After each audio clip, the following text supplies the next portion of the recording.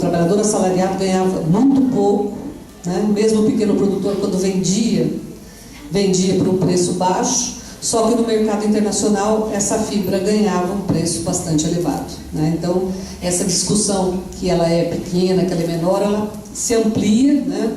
E a gente vai ver como que essa mais-valia ela é realizada lá fora, né? Um traço marcante do desenvolvimento capitalista no Brasil é justamente isso, né? O baixo custo da força de trabalho, né? A baixa remuneração. É por isso que os produtos nossos conseguem ser competitivos lá fora. Bom,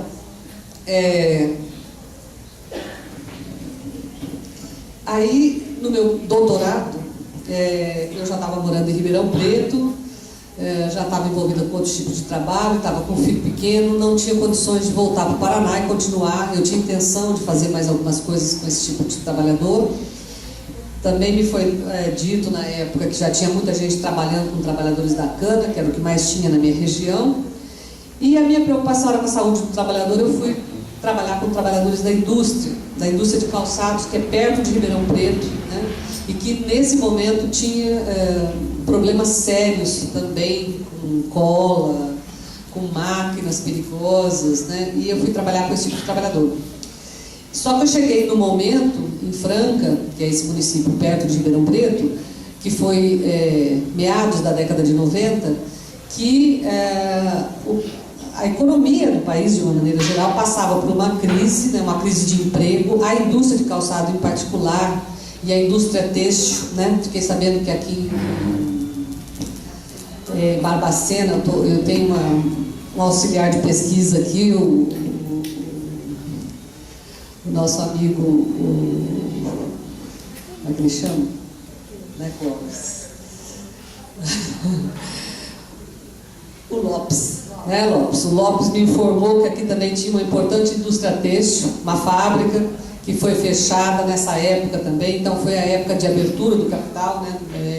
Abertura das importações, né? E o produto da China, tanto da indústria têxtil como da indústria de calçados, chegou aqui e quebrou as indústrias no Brasil.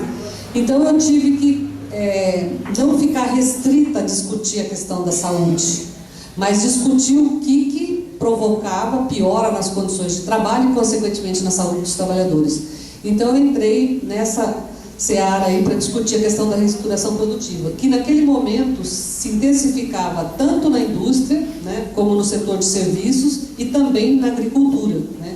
Então a chamada reestruturação produtiva, né, que ela ainda na realidade está em curso, mas ela teve mais pesadamente funcionando aí na década de 90, ela afeta também o trabalhador rural, né? Depois eu acabei sendo contratada na USP, né? E com o início de orientações eu já comecei com duas iniciações científicas, que uma era sobre a indústria de calçados e a outra sobre cortadores de cana. Então, de certa forma, essa minha saída do campo para a cidade, em termos de pesquisa, ela foi boa também para eu ter uma visão maior e trabalhar, né, a questão da saúde do trabalhador, independente de que setor ele está presente, né? Mas o rural é uma coisa que sempre volta, sempre me procuram, né? Como agora, para vir aqui falar sobre isso. E é um tema que eu gosto de falar. Eu trouxe aqui para subsidiar a nossa discussão um documentário que ele retrata as condições de vida e trabalho de trabalhadores migrantes que são empregados no corte da cana-de-açúcar, né? A região lá onde eu trabalho, onde eu moro, é a maior região produtora de cana-de-açúcar do país, né?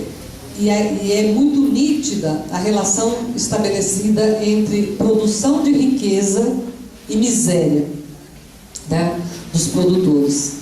E a questão da saúde desses trabalhadores também é uma questão bastante gritante. Mas para a gente falar sobre relações de trabalho no campo, eu queria retomar um pouquinho da nossa história, né? Eu acho que quem está trabalhando na área, quem está fazendo pesquisa, quem está estudando, quem está querendo entender a questão do trabalhador rural, é bom retomar um pouquinho isso. Muitas coisas vocês já viram durante a sua vida escolar, né?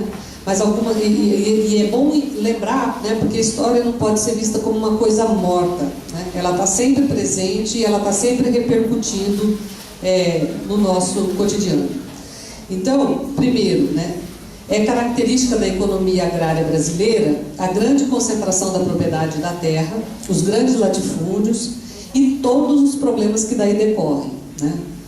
Vale registrar que não tivemos uma reforma agrária no país, que ainda são constantes, e portanto, né,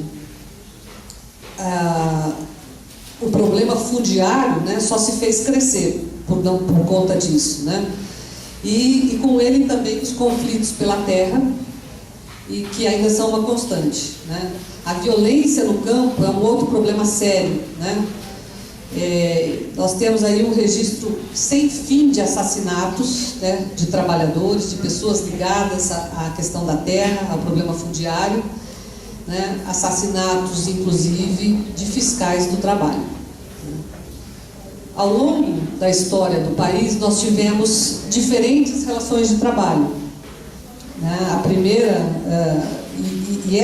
isso, né, as diferentes relações de trabalho e emprego na agropecuária, em última instância, é um problema, pois do ponto de vista da legislação, ela acaba privando, eventualmente, parte dos trabalhadores de proteção adequada.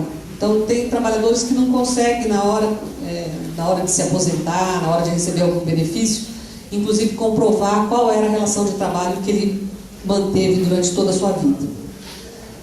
Se a gente for pegar no início da nossa história, no período do Brasil colônia, o que predominava era o trabalho escravo, né?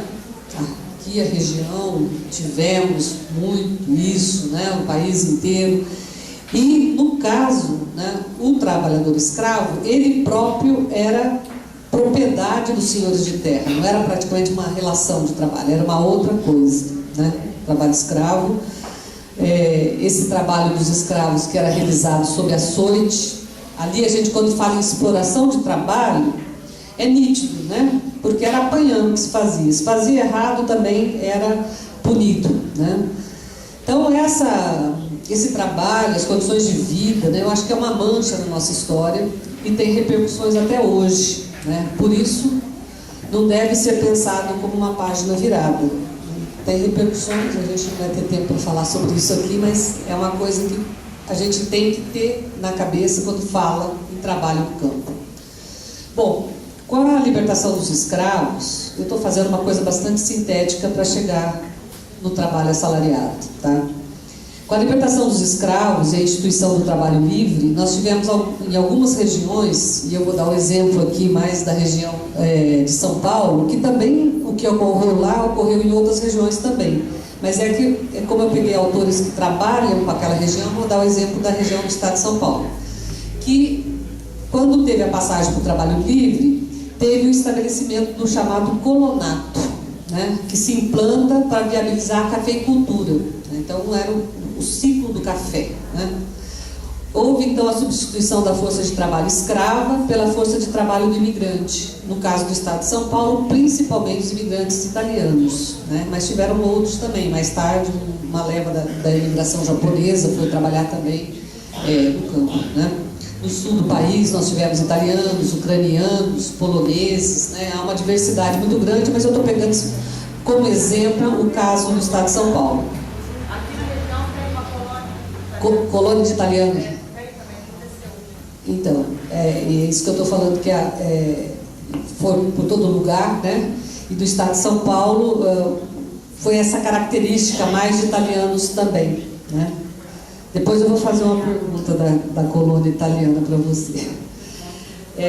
Então, o que é? Bom, apesar então de ser instituído o trabalho livre, essas relações de trabalho não eram ainda o que a gente pode falar de uma relação de trabalho especificamente capitalista, né? Era comum, então, contratos de trabalho que eram baseados na meação, na parceria, nos arrendamentos, né?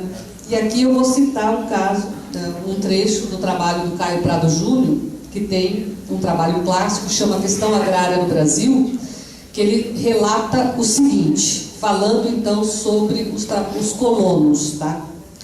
Na lavoura cafeeira de São Paulo, o trabalhador residente fixo, né? Então é uma característica, né, desses trabalhadores trabalhar na fazenda e morar na fazenda, né? Percebe um salário fixo anual, pago em parcelas mensais para cuidar de um certo número de pés de café. Recebe mais outro pagamento por saco de café por ele colhido. Além disso, tem geralmente o direito de cultivar cereais, feijão, arroz, por conta própria, seja intercalando sua cultura na parte do cafezal, que lhe compete cuidar, que é o seu talhão, como se diz, seja aproveitando áreas separadas e especialmente cedidas para esse fim.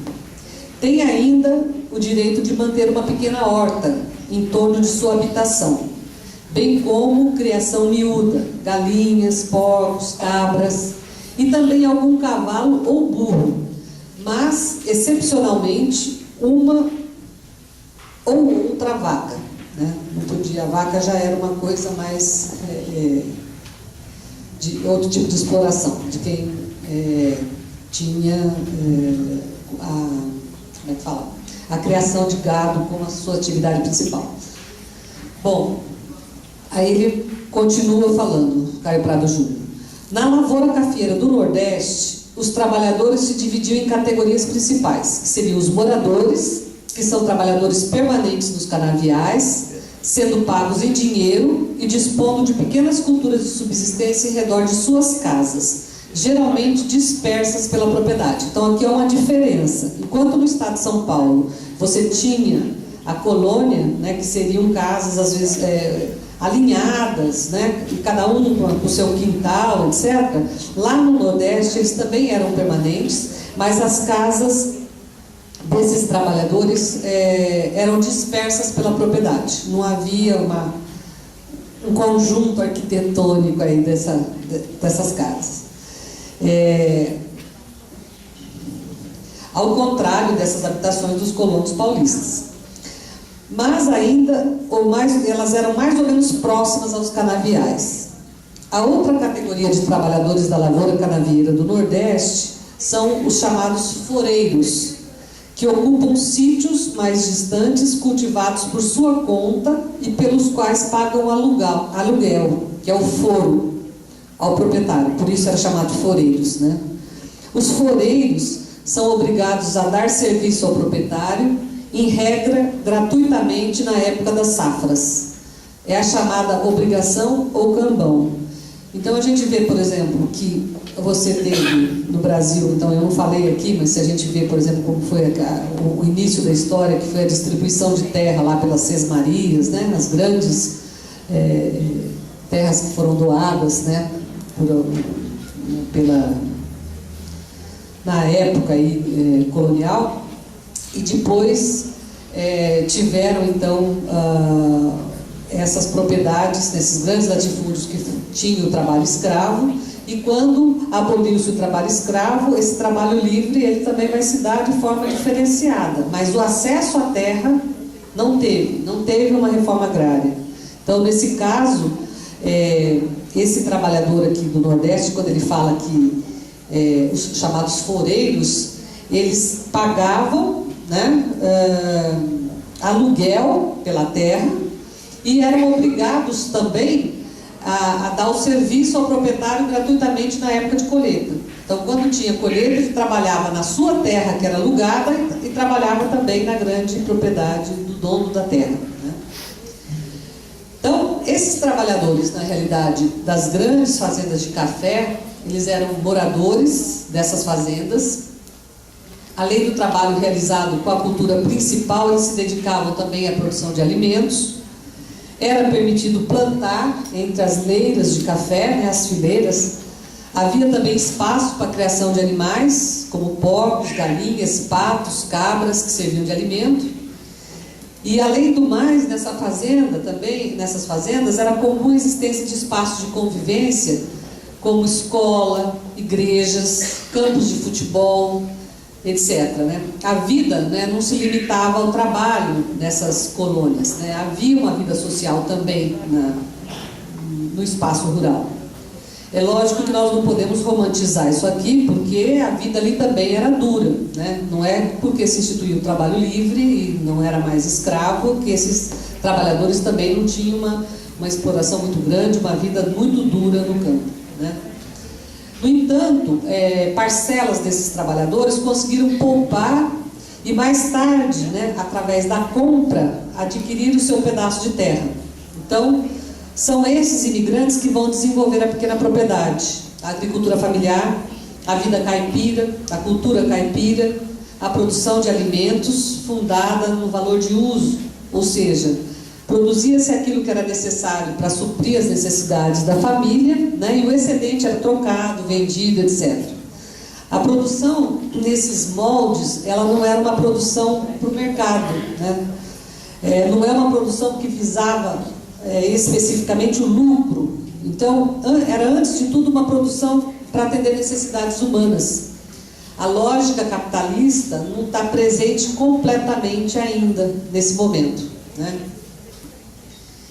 E aí, como é que era o trabalho nessas pequenas propriedades? O trabalho nessa agricultura familiar, ele era fundado em formas de solidariedade. Vai dizer aqui um autor que eu também gosto muito, que é um outro clássico da sociologia rural, que é um livro chamado, vou me basear aqui para falar sobre isso, num livro baseado Os Parceiros do Rio Bonito, que é fruto de pesquisa do professor Antônio Cândido. É um livro que ele fala da vida, do trabalho do caipira paulista e faz uma reconstrução histórica da vida caipira a partir da realidade vivida pelos caipiras paulistas, né? Além disso, né, então ele faz toda uma análise sociológica, antropológica da cultura, da vida desses caipiras, né? Caracteriza quem são os caipiras, mas ele vai além também, porque ele analisa como que o capitalismo descaracteriza a vida rústica no campo, faz uma análise da penetração do capitalismo no campo e que impacto que isso causa, né, na vida, na cultura dos trabalhadores rurais. E para falar sobre essa questão da solidariedade, ele vai citar a prática do mutirão. Então, o que ele fala? Aqui eu vou ler o que ele está falando. Ele fala assim: as várias atividades da lavoura e da indústria doméstica constituem oportunidades de mutirão, que soluciona o problema de mão de obra. Então, o problema de mão de obra no Brasil era grande, né? Desde a época colonial se tinha problema. Quando teve a abolição dos escravos, o problema se acentua. Tanto é que o governo faz esses programas para o incentivo da imigração para vir aqui sanar esse problema de mão de obra. Então ele vai falar assim, que a questão do mutirão vai solucionar o problema de mão de obra nos grupos de vizinhança e por vezes até entre fazendeiros, suprimindo as limitações da atividade individual ou familiar. E o aspecto festivo de que se reveste constitui um dos pontos importantes da vida cultural do caipira. O mutirão consiste essencialmente na reunião de vizinhos que são convocados por um deles, a fim de ajudá-lo a efetuar determinado trabalho: a derrubada, a roçada, o plantio, a limpa, a colheita, a malhação, construção de casa, fiação, etc. Geralmente, os vizinhos são convocados e o beneficiário lhes oferece alimento e uma festa, que encerra o trabalho. Mas não há remuneração direta de espécie alguma, a não ser a obrigação moral em que fica o beneficiário de corresponder aos chamados eventuais dos que o auxiliam. Esse chamado não falta, porque é praticamente impossível a um lavrador, que só dispõe de mão de obra doméstica, dar conta do ano agrícola sem cooperação vicinal. Aí um outro trecho desse trabalho do professor Antônio Cândido. Ele diz o seguinte: um velho caipira me contou que no mutirão não há obrigação para com as pessoas, e sim para com Deus, por amor de que se serve ao próximo. Por isso, a ninguém é dado recusar auxílio pedido. Um outro, referindo-se ao tempo de dantes, dizia que era o tempo da caridade, justamente por ser essa disposição universal de auxiliar na lavoura a quem solicitasse. Ambos, todavia, se referiam sempre ao auxílio de moradores do mesmo bairro, que era o limite da cooperação de deveres. Eu não, acabei não citando aqui, mas esse estudo ele fez com moradores do município de Bofete, ou Bofete, não sei, é Bofete, que é um município muito pequeno do interior do estado de São Paulo. E aí ele está falando desses moradores desse mesmo bairro que ele estudou, né? A necessidade de ajuda, ainda falando sobre o mutirão, a necessidade de ajuda imposta pela técnica agrícola e a sua retribuição automática determinava a formação de uma rede ampla de relações, ligando uns aos outros os habitantes do grupo de vizinhança e contribuindo para a sua unidade estrutural e funcional. Este caráter, por assim dizer, inevitável da solidariedade aparece talvez ainda mais claramente nas formas espontâneas de auxílio vicinal coletivo, que constitui modalidade particular do mutirão propriamente dito, e por vezes recebiam designação especial. Na área que estudei, a designação era terno. Era o caso dos vizinhos, percebendo que um deles estava apurado de serviço. Não sei se vocês estão acompanhando, mas ele está mostrando que existia duas formas de fazer o mutirão. Uma, na qual o próprio agricultor solicitava que os seus vizinhos o ajudassem. E um outro tipo que ele fala, que seria, no caso, os vizinhos acabavam percebendo que o outro estava apurado de serviço, combinavam entre eles ajudá-lo, sem aviso prévio.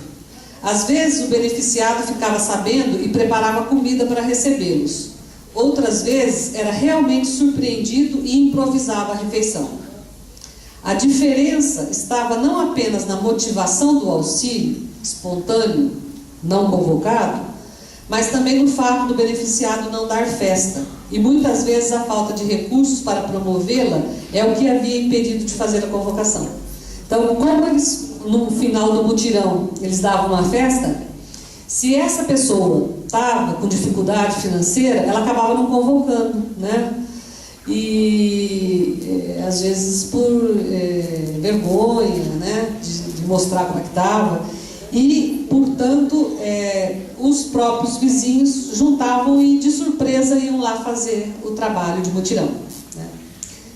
Ele diz o seguinte também: no sudeste de Minas, aí eu acho uma citação de Minas, parte da área caipira paulista chama isso de traição, essa coisa deles chegarem de surpresa, para significar o seu caráter de surpresa, preservando o termo mutirão para outra forma.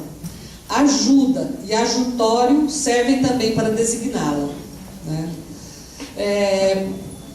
Quando eu estava falando quando eu comecei meu trabalho, que eu estava falando sobre o trabalhador assalariado lá no Paraná, e eu falei e aí eu estou falando para quem vai fazer pesquisa, para quem vai fazer trabalhos acadêmicos aqui, é que a gente tem que ficar atentos não só por aquilo que a gente está buscando, não só por aquilo que está nos objetivos do nosso trabalho, mas tem outras coisas que passam desapercebidas.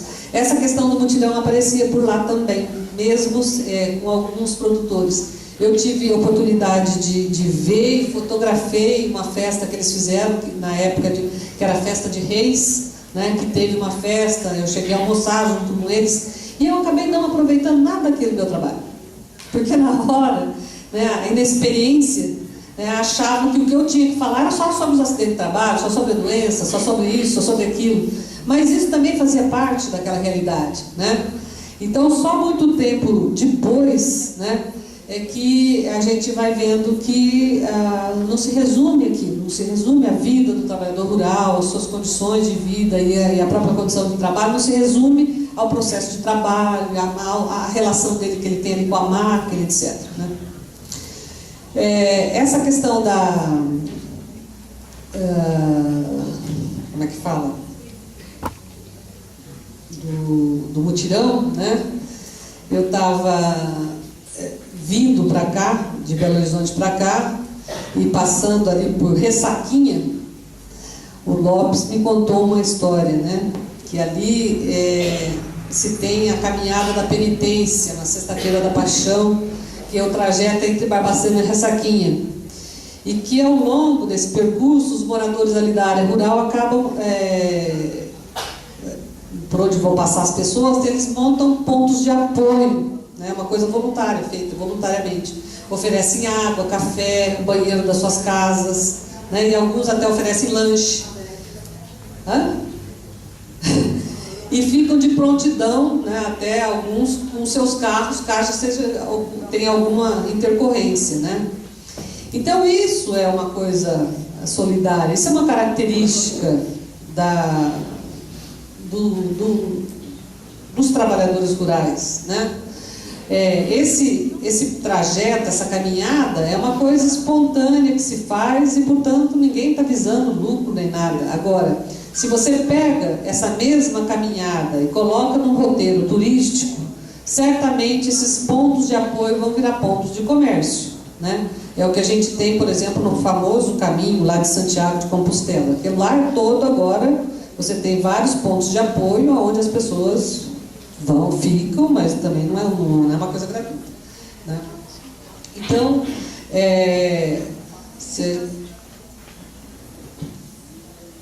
que horas são, Luísa? Só para que eu estendo ou incluo a minha conversa? Pode continuar. Então,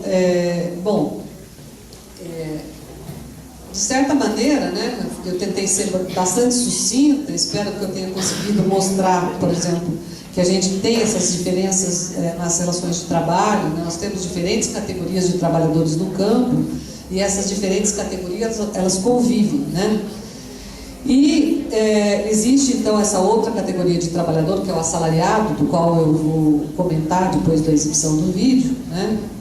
Que esse assalariado ele ficou conhecido em muitas regiões do país como boia fria, né?